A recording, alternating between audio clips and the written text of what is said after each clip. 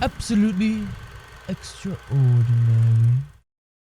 What's up guys, Anime here, and have you ever finished an anime then stayed up all night thinking about it? An anime that's so good that it literally just fucks with you for the next few days or even weeks. Well, here's my top 10 anime that really make you think.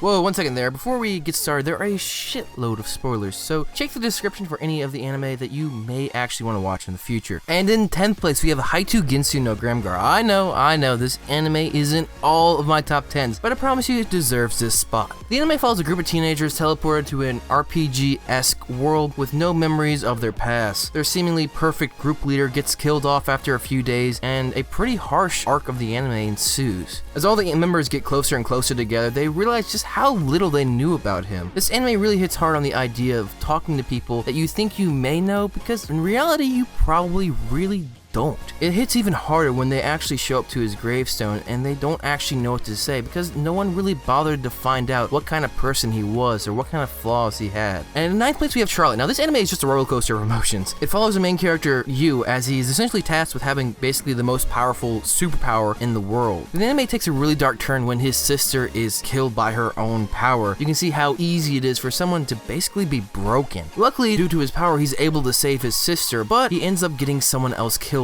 due to that. It's a really interesting thought because it's an anime that essentially says no matter how many times you try, there is no perfect way to save everyone. Someone's always going to end up having to be the sacrifice. And in 8th place, we have a certain scientific Railgun. I'm not gonna lie, I love dystopian societies, and out of all my dystopian societies, a certain scientific Railgun's Academy City is my personal favorite. Mikito is one of only 7 level 5 espers in the city, and the main conflict comes in season 2 when she finds out that a decision she made when she was younger essentially caused a genocide.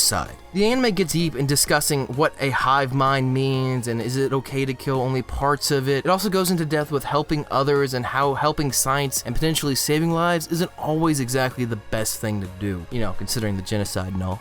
And in 7th place, we have Akame Ga Kill. This anime follows our main character as he finds out that the capital that he's dreamed of all of his life is corrupt as fuck. So, being a trained swordman, he decides to join up with a rebellion to take down the capital. It's pretty harsh because when someone dies, well, they're actually dead. Not only that, but even the quote-unquote bad guys actually aren't really all that bad. They all have their own reasons and truly believe that they are doing the right thing. Even though they do end up overthrowing the capital, it's really questionable on whether the rebellion was really in the right. One of the main characters who was on the enemy team explains that so many lives could have been saved if they had just merely been patient. He talks about how you could have just used the government and changed the entire system from the inside with their power. I think the main point of this anime is that they're trying to explain that even though someone might be seeing something seeming to be evil, no one really ever thinks that they're the bad guy.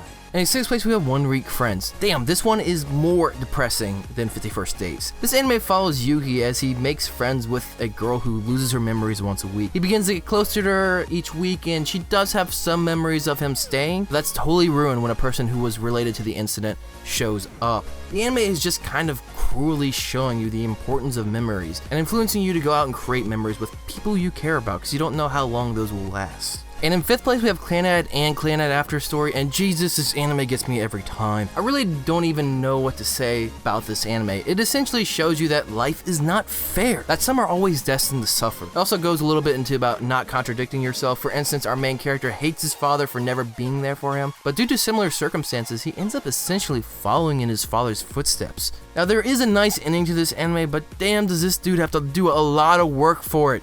And in 4th place, we have Death Parade. This anime follows someone who is known as an arbiter, whose job is to decide whether the newly dead are to be reincarnated or sent to the Ether, or Hell. It brings up some pretty big questions, like, is it okay for another human to be deciding whether or not it's okay for someone to go to heaven or hell? Or is it better that to have an arbiter who isn't a human at all to be making these decisions? It also delves into whether or not our animalistic instincts make us who we are, or if they are merely just natural, if they're forced or being created through extreme situations. And in 3rd place, we have Madoka Magica. This anime follows a group of magical girls as they find out that being a magical girl isn't as glamorous as they thought it would be. It mainly focuses on whether morality is important at all. All of the characters who follow the moral code don't generally live very long in this anime. Hibe is also a perfect example talking about how morality is essentially meaningless. That through their sacrifices that all of the alien races that Kyubey represents essentially get infinite power and will prosper, only in exchange for the human race. It is a pretty insane thought on whether or not who was really right and who was really wrong.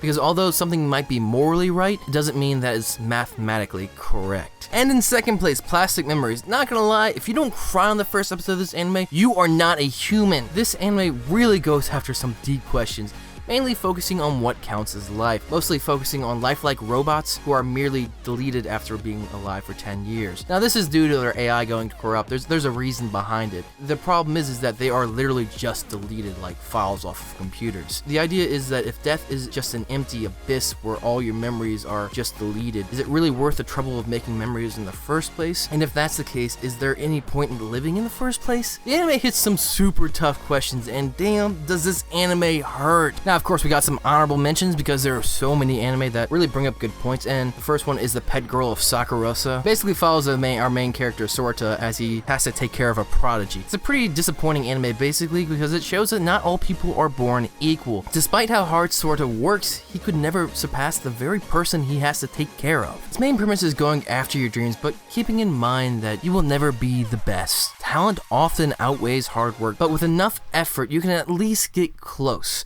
It's kind of a bittersweet tone, but I think you guys get what I'm saying. The next honorable mention we have is Angel Beats. In a world where everyone is already dead, Otanashi has no memory of how he died or who he was. In this world, you have to accept that your previous life was essentially shit in order to pass on. Basically another anime that tells you that, hey, life isn't fair, but you have to come to terms with it anyway, because that is life. And the third and final honorable mention is Steins Gate. Not gonna lie, I totally haven't watched this anime yet, but it's like one of my next 3 anime I will be watching. But for most people who have watched it, who are literally shoving it down my throat, they tell me that it would fit well into this list, and so go watch it and tell me why it would be on this list, I guess. And in first place, we have From the New World. This anime made me lose sleep. This is not a joke, it really did. This anime is another dystopian society where there are 2 intelligent races in the world. Humans, the superior group, and monster rats, the weaker species. It's amazing how the worlds collide and all the little intricacies and how these societies work together. The anime starts with a group of children, and you're like, yeah, fuck yeah, the system needs to be changed because this system's crazy. And then they get a little bit older, like teenager, like, yeah, wow, this system's awful, but like some changes need to be made. But